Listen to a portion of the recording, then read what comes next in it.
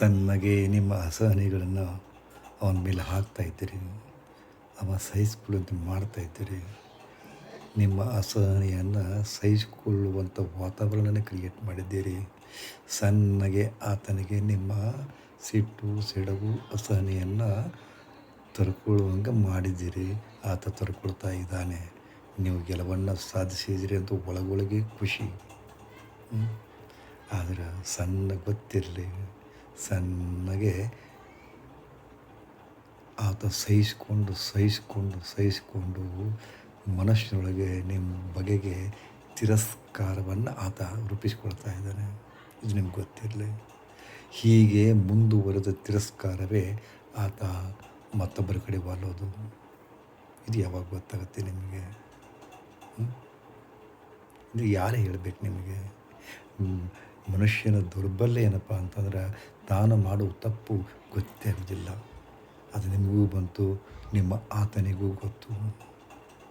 ತಮ್ಮ ತಪ್ಪನ್ನು ಯಾರು ಒಪ್ಕೊಳ್ಳೋದಿಲ್ಲ. ತಮ್ಮ ತಪ್ಪನ್ನು ಮುಚ್ಕೊಳ್ತಾರೆ, ಮತ್ತೊಬ್ಬರ ತಪ್ಪನ್ನು ಎತ್ತಿ ತೋರಿಸ್ತಾರೆ. ಇದು ಸಹಜ ಗುಣ, ಮನುಷ್ಯ ಸಹಜ ಗುಣ. ಇದು ನಿಮಗೆ ಅರ್ಥ ಆಗಿರಲಿ. ಹೀಗಾಗಿ ನಿಮ್ಮ ಬದುಕು ಇವತ್ತು ಹಾಳಾಗಿದ್ದು ಬೇರೆ ಯಾರಿಂದಲೂ ಅಲ್ಲ, ನಿಮ್ಮೊಳಗಿನ ಗೆದೆಯಲೇಬೇಕು, ಪ್ರಭುತ್ವ ಸಾಧಿಸಬೇಕು ಅನ್ನೋ ಛಲದಿಂದಾಗಿ. ಯಾರೂ ಸೋಲೋದಿಲ್ಲ ರೀ. ನೀವು ಕೂಡ, ನೀವು ಮನುಷ್ಯರೇ, ಅವರು ಮನುಷ್ಯರೇ. ಬಟ್ ನಿಮ್ಗೆ ಗೊತ್ತಿರಲಿ, ನೀವು ಮನುಷ್ಯರನ್ನೋದು. ನೀವು ಆಡುವ ಪ್ರತಿ ಆಟದಲ್ಲೂ ಕೂಡ ಇರಿ. ನಾನು ಇವನು ಸೋಲಿಸ್ತಾ ಇದ್ದೀನಿ ಅಂದರೂ ಕೂಡ ಗೊತ್ತಿರಲಿ, ನಾನು ಯಾವಾಗಲೂ ಗೆಲ್ಲಿಸ್ಬೇಕು ಅನ್ನೋದುಕೊಂಡು. ಸದಾ ನೀವೇ ಗೆದಿಲಿಕ್ಕೆ ಹೋಗಬೇಡಿ. ಸದಾ ನೀವೇ ಗೆದ್ತಾ ಇದ್ದರೆ ಸೋಲಿಸಲಿಕ್ಕೆ ತಯಾರಾಗ್ತಿರ್ತಾರೆ ಆ ವ್ಯಕ್ತಿ. ಈ ಸೂಕ್ಷ್ಮತೆಯನ್ನು ತಿಳಿದುಕೊಂಡ್ರೆ ಬದುಕು ಬಂಗಾರ ಇರ್ತದೆ ರೀ. ಹೇಗೆ ಶುರುವಾಗುತ್ತೆ ಗೊತ್ತಾ? ಸಣ್ಣಗೆ ನೀವು ಚಹಾ ಮಾಡಿಕೊಟ್ಟಿರ್ತಾರೆ, ಕಷಾಯ ಮಾಡಿಕೊಟ್ಟಿರ್ತಾರೆ, ಗುಳಿಗೆ ತೊಗೊಂಡಿಲ್ಲ, ಸಣ್ಣಗೆ ದಬಾವತಿ ಶುರುವಾಗುತ್ತೆ.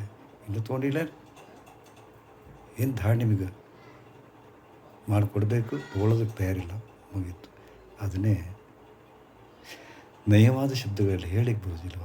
ಅದು ನಯವಾದ ಶಬ್ದದಲ್ಲಿ ನೀವು ಹೇಳೋದಿಲ್ಲ. ಯಾಕಂದರೆ ನಯವಾದ ಶಬ್ದ ಯಾವಾಗ ಬರುತ್ತಪ್ಪ? ಅದು ಸರೆಂಡರಿಂಗ್, ಸಮರ್ಪಣಾ ಭಾವ ಇದ್ದಲ್ಲಿ ನಯವಾದ ಶಬ್ದ ಬರ್ತದೆ. ಪ್ರೀತಿ ಇದ್ದಲ್ಲಿ ನಯವಾದ ಶಬ್ದಗಳು ಬರ್ತವೆ.